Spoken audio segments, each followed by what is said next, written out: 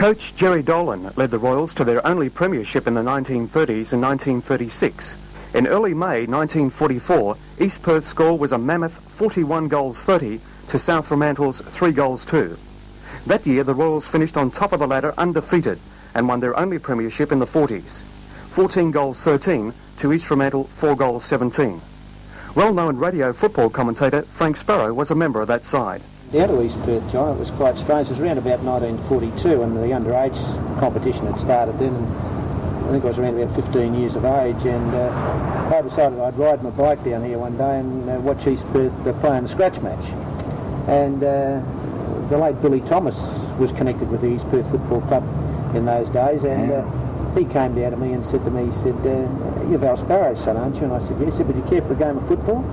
I said, "Well, I wouldn't mind it." I said, "But I haven't got any gear with me." And anyway, they found me a pair of boots, and they were about 2 sizes too big, and they didn't have any shorts. They were old khaki shorts, you know, that they used to wear in those days. And I played in a half-forward flank, and just before half-time, I had a couple of kicks, and just before half-time I ran into a hip and shoulder, and I think I sucked air for about 5 minutes. I walked back into the club rooms and sat down, didn't know a soul, and all of a sudden, with my hands between, or head between my legs sort of business, and a pair of football boots just gets chucked down in front of me. And the only words were said is that there's only one thing: if you come out of a pack, keep your shoulder up, and if you're going to be a footballer, look like one. So put on a pair of boots. It was my father. He'd come down to have a look at me fly. Frank, you enjoyed a tremendous amount of success, obviously rubbed off from your dad.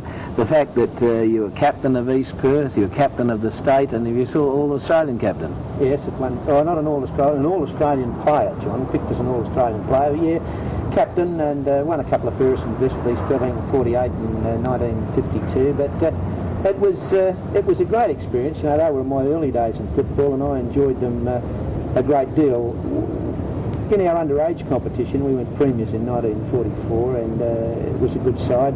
I think East Perth felt in those days that they had a good bunch of young blokes, and that would be the forerunner to a lot of success for East Perth, but it didn't work that way for them, and unfortunately, you know, we were in the doldrums for a while. We had a lot of good players that came out of there, but just sort of really couldn't make it. But they were enjoyable days, and I learnt a lot and made a lot of good friends.